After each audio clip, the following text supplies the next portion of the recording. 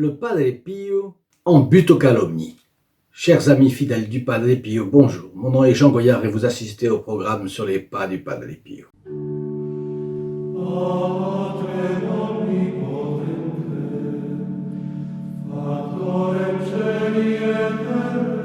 Nous allons voir aujourd'hui, c'est une histoire que je vous ai trouvée dans un livre fort intéressant de Yves Chiron qui s'appelle Padre Pio le stigmatisé. Et pour faire la transition avec ce que nous avons vu ces jours-ci, voilà ce qui se produit le 26 novembre 1918. Le Padre Pio écrit au père Agostino. Le père Agostino da San Marco in Lamis est son supérieur provincial, disons. Et voilà ce qu'il écrit. Encore une fois, le Seigneur m'a exposé à la fureur de Satan.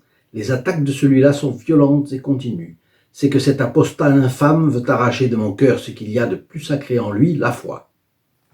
De jour, il m'assaille à toutes heures et en tout lieu. La nuit, il perturbe mon sommeil. Donc, c'était bien cela que nous avons vu depuis plusieurs séances. Et voilà ce que répond le père Benedetto. Le père Benedetto, lui, a été directeur spirituel du Padre Pio. Tout ce qui se passe en vous est l'effet de l'amour. C'est la preuve, c'est la vocation à être co-rédempteur. Et par conséquent, c'est une source de gloire. Donc voilà que le mot est dit. La co-rédemption, on en a parlé à propos de Notre-Dame, qui est la médiatrice universelle de toute grâce et qui est le canal par lequel nous allons à Dieu, bien sûr. Nous ne pouvons pas aller à Dieu sans passer par Notre-Dame. C'est plusieurs saints qui l'ont dit, Saint Louis-Grillon de Montfort, Saint Pierre-Julien Aymar. Celui qui voudrait aller à Dieu sans passer par Notre-Dame, s'il y arrivait, pourrait mettre une vie entière. Mais avec Notre-Dame, elle raccourcit les chemins et c'est en très peu de temps que la personne peut y arriver. Donc, c'est un conseil pour chacun, il faut passer par Notre-Dame. Bien. Mais voilà que le Padre Pio est appelé ici par son père spirituel, co-rédempteur. Donc, il y a des saints et en fait, tous les saints ont leur participation. Vous savez qu'à la messe, le prêtre met dans le calice une goutte d'eau. Et cette goutte d'eau symbolise, avant la consécration, elle va être mélangée au vin et donc cette goutte d'eau sera aussi consacrée. Elle est le symbole de la participation des hommes. Mais évidemment, il y a des hommes qui participent plus que d'autres et le Padre Pio est de cela.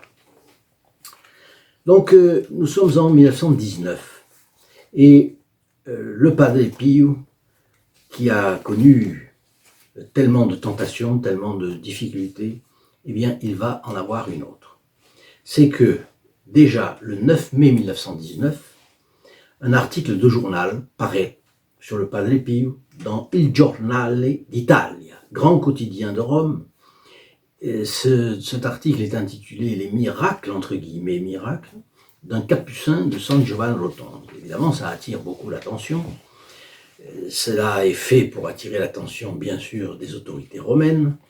Et on a raconté, à la suite de cela, que c'était bien le chanoine Michio, qu'on retrouvera, vous allez voir, d'être à la source de cette publication. L'article ne faisait pas vraiment une attaque, mais donnait le côté sensationnel et relevait plusieurs manifestations de certains dons du Padre Pio. Et la conclusion n'était pas de bon augure. Voilà ce qu'elle disait, c'est une phrase. Les personnes avisées et le clergé gardent une rigoureuse réserve en attendant un jugement autorisé de l'Église. Vous voyez, les personnes avisées et le clergé. En italien, on voulait dire les personnes de culture, cultivées. Mais enfin, vous voyez qu'est-ce que c'est? Les personnes et le clergé, comme si tout le monde se méfiait, n'est-ce pas? Évidemment, c'était de nature à éveiller les inquiétudes des milieux romains, c'était fait pour ça. En réalité, c'est une vraie campagne de presse qui va commencer. Il va y avoir plusieurs articles, bien entendu. Ça va durer tout l'été de 1919. Et c'est là que commencent évidemment les gros problèmes du Padre Pio. Et voilà que le Vatican envoie un médecin, le professeur Bignami, en juillet, donc en plein milieu de la campagne de presse. Et le rapport, qui est long, détaillé, etc., raconte que où les stigmates ont été produits artificiellement et volontairement, ou elles sont la manifestation d'un état morbide, ou elles sont en partie le produit d'un état morbide et en partie artificiel. Donc c'est pas du tout bon, mais il faut savoir que ce professeur Bignami est un athée. C'est non seulement un athée, mais un anticlérical. Donc surtout c'est un positiviste. Donc le Padre Pio est soupçonné d'être sinon un faussaire, tout au moins un malade mental, en fait, c'est ça. Et alors, cet athée, le professeur Bignami, fait jurer à l'assistance sur l'évangile que personne ne chercherait à couvrir les pansements avant 15 jours. Parce qu'il dit, je vais lui mettre des médicaments et on va voir si ça ne se guérit pas. Et au bout de 15 jours, rien n'était disparu. Et c'est très intéressant parce que ça montre que cela ne correspondait pas à sa logique. Mais il aurait dû le reconnaître, ce qui n'est pas le cas. Bien. Mais il y a d'autres médecins qui rendent visite au Padre Pio, et en particulier le docteur Romanelli, qui lui fait un rapport tout à fait clair sur l'incohérence de son confrère, le docteur Bignami. Et alors il dit qu'on ne peut pas voir des lésions d'origine nerveuse chez une personne qui n'est pas affectée d'une maladie nerveuse. Donc on va d'abord regarder s'il est malade nerveux, et comme il n'est pas malade nerveux, il ne peut pas y avoir ça. Un autre médecin, docteur Giorgio Festa, a la même conclusion, et lui c'est un converti vraiment du Padre Pio. Donc dès la première visite, en octobre 19, le docteur Festa raconte que sa conviction est absolument faite, les plaies sont bien d'origine surnaturelle, il n'y a aucun trouble nerveux, l'autosuggestion comme origine des stigmates est contredite par le bon état psychique du sujet. Alors, oui, je voulais vous dire que le professeur Bignami, qui était donc très mauvais, avait été membre de l'école positiviste italienne. Et il avançait donc la thèse de la justification, l'explication rationaliste de l'autosuggestion. Mais quelqu'un va reprendre cela, le relancer, lui donner de la force. Et c'est, hélas, un prêtre, un célèbre religieux franciscain, spécialiste de la mystique. Il était médecin avant, médecin de la psychologie, du psychique. C'est le père Gemelli. Et lui, c'est un cas à part, parce que dès fin 1919, il est envoyé, parce que comme il est une autorité, il est consulteur pour le Saint-Office, il est un ami de Monseigneur Ratti depuis longtemps. Monseigneur Ratti qui deviendra Pie XI, bien entendu après le décès de Saint Pie X, et jouant de l'amitié avec le pape, jouant de plusieurs choses, il va avoir un rôle décisif, vraiment décisif, pour nuire au Padre Pio. Donc voilà ce qui se passe. Il rend visite début 1920 sur demande du Vatican, mais non pas sur la demande du Saint-Office, parce que comme le Padre Pio a été vu déjà par 3 médecins, l'ordre des franciscains a demandé au Vatican que le Padre Pio désormais ne fasse plus l'objet de visites sans la demande expresse du Saint-Office et l'aval du provincial des franciscains. Ce qui fait que quand le père Gemelli se présente, il dit qu'on le refuse, alors il dit non, mais c'est pour des raisons spirituelles purement personnelles, ce qui n'est pas vrai. Et là, on lui dit bon, alors vous êtes autorisé à le voir, mais il faut une autorisation écrite aussi si on a besoin d'une chose officielle. Il se présente au Padre Pio et il demande à le voir. Et quand il voit le Padre Pio, ça a été 4-5 minutes, il lui demande de pouvoir examiner ses lésions. Et alors le Padre Pio lui répond, mais vous avez une autorisation écrite? Et il dit, non, mais non, je ne suis pas autorisé à vous les montrer. Et c'était juste avant de dire la messe, il continue et il va pour dire la messe. Et là, le père Gemelli, de loin, dit, ah bon, Padre Pio, eh bien on se retrouvera. Son amour-propre a été blessé. C'était, il avait besoin d'une autorisation, c'est fini, il fallait une autorisation. Mais on voit qu'il est déjà avec un a priori hostile. Et de fait, cela va se confirmer.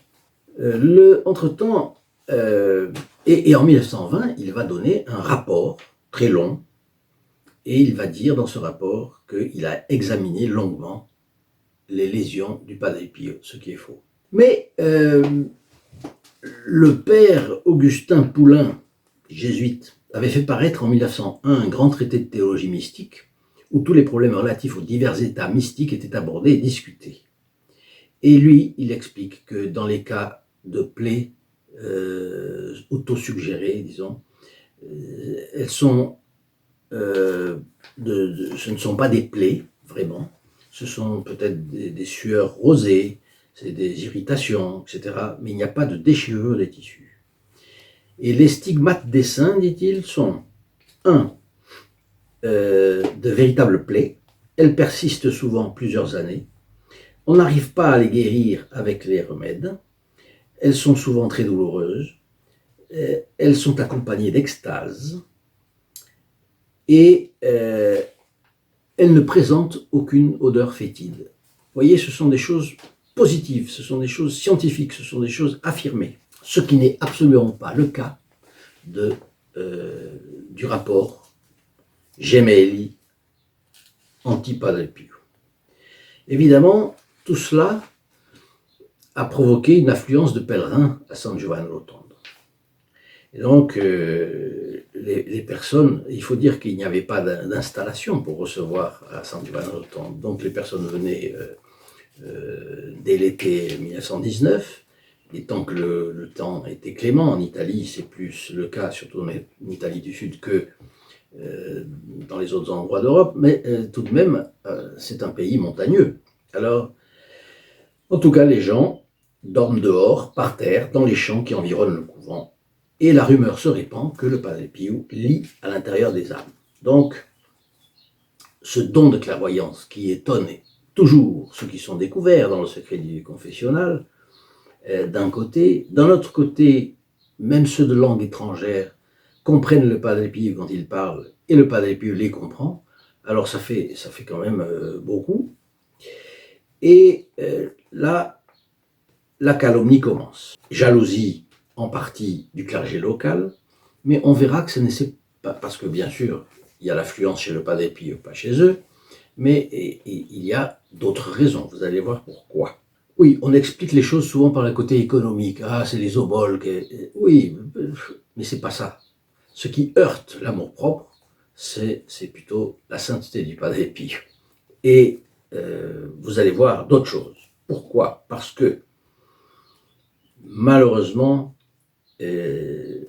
San Giovanni Rotondo dépend de l'évêché de Manfredonia, qui est une petite ville en bord de mer avec une trentaine de kilomètres. Et l'ordinaire du lieu, donc l'évêque, c'est Monseigneur Pasquale Gagliardi, qui, j'ai dit malheureusement à cause de ça, sa réputation était détestable. Détestable. Certains fidèles l'accusaient de simonie, mais surtout d'avoir des mœurs dépravées, parce que les faits ont été établis au cours d'une visite apostolique à laquelle il sera soumis. Mais il y a des chanoines attachés à l'église paroissiale du pays, et certains vivent en concubinage notoire ou entretiennent des maîtresses. Vous voyez que ça s'ajoute au problème de la jalousie. Cette vie peu édifiante du clergé local ne pouvait que rendre plus attirants encore les moines du couvent et surtout leurs frères stigmatisés. Donc, dès le mois de septembre 1919, Monseigneur Gagliardi a pris l'initiative de rassembler des documents et des témoignages contre le Padre Pio. Tout ça, ça représente le Padre Pio comme un miroir aux alouettes pour attirer les naïfs et l'argent. C'est stupide, remarquez bien que c'est l'accusation des francs-maçons et des athées toujours contre l'Église catholique et des communistes, n'est-ce pas, la religion opium du peuple, Mais à la fin de l'année, il fait signer, l'évêque, Monseigneur Gagliardi, par des prêtres et des fidèles de son diocèse, une dénonciation du scandale qui touchait, selon lui, le couvent des Capucins. Il trouva 3 chanoines spécialement, de San Giovanni Rotondo, Michele De Nitis, Giovanni Miscio, que j'ai cité tout à l'heure déjà, qui aurait lancé la campagne de presse, et Domenico Palladino. Et puis, l'archiprêtre également, Giuseppe Principe. Voilà, toutes ces personnes-là, on va les retrouver au fil de cette affaire. Il faut savoir que Monseigneur Gagliardi se rendra au couvent en 1920, au couvent du Padre Pio. Il fera la connaissance du Padre Pio, il assistera à sa messe, il lui confiera une intention de prière, lui baisera la main, mais les témoins l'ont dit bien clairement, il n'ira pas dans la cellule du Padre Pio.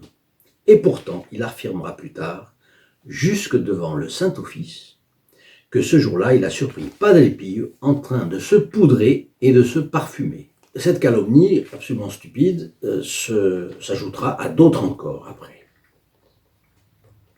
Alors, il y a un chapitre de la province de Foggia, des Capucins, qui en septembre 19 se réunit, et le père Paolino da Casacalenda, le père Paolino da Casacalenda a été un temps gardien du couvent de San Giovanni Rotondo, et il a dû céder sa charge et a été envoyé au couvent de Gesualdo, dans la province d'Avellino. On l'estimait en partie responsable de la divulgation trop rapide faite à propos du couvent du Padre Pio. Et un autre prêtre, le père Lorenzo da San Marco in Lamis, l'a remplacé comme gardien, donc comme supérieur du couvent. Mais c'est le père Paolino qui avait fait venir Padre Pio à San Giovanni Rotondo, et c'est lui qui avait été le premier à voir les stigmates, à réconforter le Padre Pio, qui était humilié que cette grâce de la conformité au Christ soit visible, etc. Donc, il le connaissait bien. Et finalement, il y a une autre personne qui intervient ici, Emanuele Brunato, qui est un jeune homme de 27 ans, qui a eu une vie très, très déréglée auparavant. Et il aura eu même des soucis, parce qu'il a fait faillite plusieurs fois, il a été accusé, peut-être à raison, d'avoir fait des choses financières, bref. Mais il est converti, il se convertit par une confession radicale, complètement radicale, et Emanuele Brunato finit par s'établir à San Giovanni Rotondo pendant quelques temps. Il quittera l'Italie seulement après pour aller faire fortune en France. Il sera pendant la guerre le premier mécène de la Deuxième Guerre mondiale, le premier mécène de la Casa Sollievo della Sofferenza à San Giovanni Rotondo, et finalement il sera un défenseur du Padre Pio. Parfois trop impétueux, trop bouillant, mais en tout cas, il le fera, et il fera connaître à la presse des choses intéressantes. Donc les calomnies répandue par l'évêque de Manfredonia et certains chanoines de San Giovanni Rotondo, n'aurait sans doute pas suffi à elle seule à faire condamner le Padre Pio par le Saint-Office. Mais c'est l'introduction dans ce débat du père Gemelli qui a été vraiment décisive, parce que le père Agostino Gemelli a été jusqu'à sa mort en 1959, paix à son âme, une personnalité éminente de l'intelligentsia catholique italienne. Il était né dans un milieu anticlérical, franc-maçon, d'abord médecin et chirurgien, comme je vous disais, militant socialiste. Il s'est converti au catholicisme et est entré chez les franciscains à l'âge de 25 ans, en 1903. Comme il était spécialiste de neuropsychologie, intéressé par les phénomènes mystiques, il avait défendu le caractère surnaturel des miracles signalés à Lourdes. Évidemment, il avait un bagage. Et comme je vous disais, consulteur au Saint-Office et ami du pape, Monseigneur Ratti, bien avant qu'il ne soit pape. Donc tout ça, ça le faisait de lui une personne clé. Et quand une personne clé prend une mauvaise position, elle entraîne, bien entendu. Donc, on est en 1920. Et au début de l'année, le père Gemelli, je reviens un peu en arrière pour que vous compreniez bien, il a demandé à aller visiter le couvent et le Padre Pio. D'ailleurs, c'est fort intéressant parce que ça a été très rapide, ce contact avec le Padre Pio. Très, très rapide. Mais le père Gemelli dira que, finalement, après conclura dans son rapport, que c'est de l'hystérie, que le pauvre Padre Pio est hystérique, voilà. Et que ces autolésions sont plus ou moins conscientes. Autolésions, vous voyez comment il dit. Rien de positif, comme tout à l'heure je vous disais le docteur Fest. Il se trouve une chose curieuse, c'est que le texte du rapport Gemelli a été perdu ou bien soigneusement tenu secret. Le fait est que, en plus, on ne pouvait pas le réfuter, n'est-ce pas? Bien. Alors, la réaction des autorités romaines, au départ, est prudente et discrète, parce que le Vatican ne se presse jamais. Mais, on voit quelqu'un, Monseigneur Bonaventura Ceretti, secrétaire pour les affaires ecclésiastiques extraordinaires, qui sera après l'année d'après, en 21, nommé nonce apostolique en France. Il passe près de 2 jours au couvent, examine les stigmates du Padre Pio, là il a l'autorisation du Saint-Office et l'autorisation, la demande du Saint-Office et l'autorisation du ministre général des Capucins. Et quand il quitte le couvent, il est très impressionné par la simplicité du Padre Pio. Donc on voit qu'il y a des visites aussi bien de médecins que d'ecclésiastiques qui sont contradictoires dans leurs effets. C'est curieux, un petit peu comme notre Seigneur Jésus-Christ qui divise les eaux, n'est-ce pas? Face à notre Seigneur Jésus-Christ, il y a ceux qui adhèrent d'emblée et à fond, et il y a ceux qui hésitent, et il y a ceux qui sont contre. Ceux qui hésitent, après ça finit mal, puisque ils n'aiment pas totalement. Et après, dans les tentations, ils cèdent. Là, avec le Padre Pio, on voit, c'est la même chose. Il y a ceux qui sont contre, il y a ceux qui sont pour, et bien entendu, il y a toujours des gens qui hésitent entre les deux. Un autre prêtre visite le Padre Pio. C'est le père Roberto da Nove di Bassano, philosophe, théologien, grand canoniste. Et lui, il vient en septembre 1920 et il dit que, oui, il arrive avec l'a priori que toutes ces histoires de bilocation, de clairvoyance dans les âmes et de guérison miraculeuse, ça ne lui dit rien. Mais quand il voit le Padre Pio, son comportement, sa sérénité, sa simplicité, il est conquis, et ses préventions s'effacent. Et voilà ce qu'il dit du Padre Pio, et c'est fort intéressant, c'est pour ça que je le raconte. Physiquement, le Padre Pio a un visage régulier, un aspect prospère, l'œil vif, mais on le comprend vite, chargé de bonne volonté. La peau est blanche, sous le rose de la mine florissante. Les mains sont très blanches, le corps de moyenne stature donne une impression de souffrance incessante. Il marche en se traînant un peu et semble toujours boiter, certainement à cause de ses lésions aux pieds. Vous voyez, cette description est très jolie. Je vous ai mis la photographie à côté pour que vous vous rendiez compte. D'ailleurs, si vous la souhaitez, vous pouvez la voir en allant dans la description de cette vidéo. Vous pouvez la voir gratuitement. Bien. Pour le groupe des protégés du Padre Pio, comme je vous l'ai dit, eux, ils la reçoivent en plusieurs exemplaires, ainsi que des médailles, etc. Bien. On raconte que à ce moment-là, le Padre Pio est vraiment un frugal. Il se lève à 5h30 du matin, il confesse jusqu'à 10h, ensuite il célèbre la Sainte Messe, et il voit après des gens qui lui demandent de l'aide, qui veulent être fortifiés dans leur foi, dans leur confiance, dans la paix de l'âme qu'ils n'ont pas, qu'ils ont perdue, bien. Et puis au point de vue nourriture, c'est vraiment rien du tout. Salade, cuite, fruits, aux saisons des fruits, et un œuf parfois. C'est toute sa nourriture. Et le matin et le soir, ni le matin ni le soir, il ne prend rien du tout, parce que on a essayé de lui faire donner quelque chose le soir, un bouillon, un bol de lait, et son estomac ne le supporte pas. C'est-à-dire qu'il ne mange quasiment rien. Quasiment rien.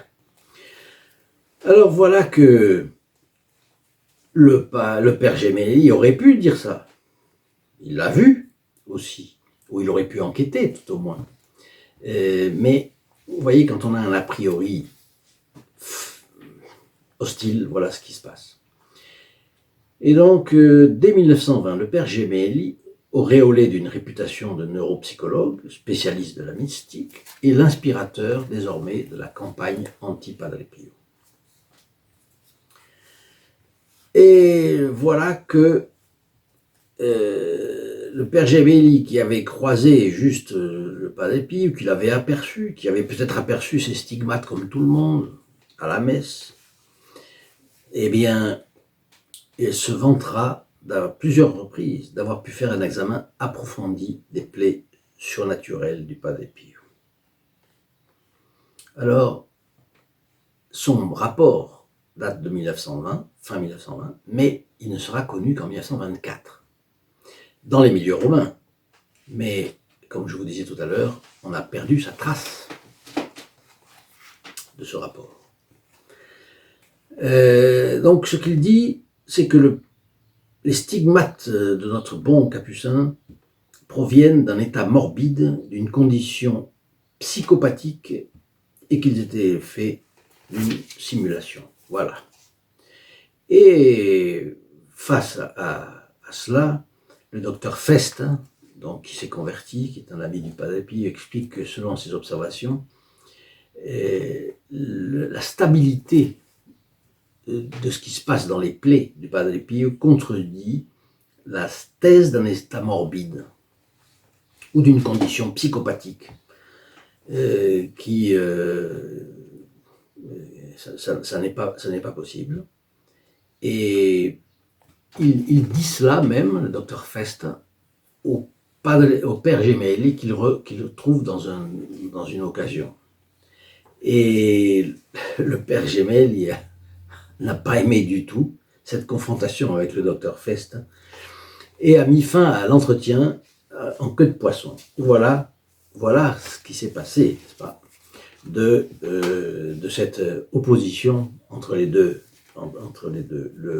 les personnes favorables au Padre Pio qui donnent le résultat de leurs observations et qui citent des faits, Par contre, les autres, les personnes opposées, elles font un travail de sape.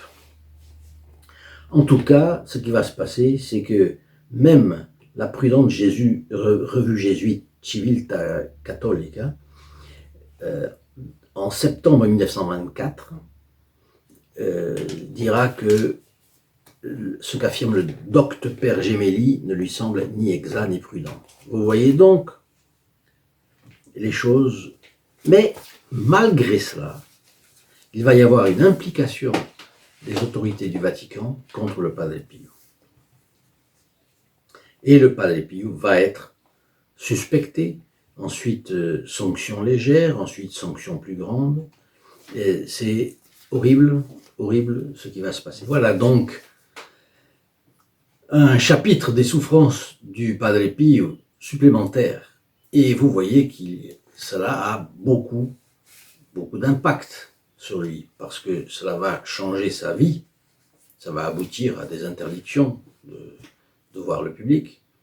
Et finalement, le Padre Pio, qui avait le discernement des esprits, la clairvoyance dans les âmes, voyait tout ce qui se tramait autour, bien entendu.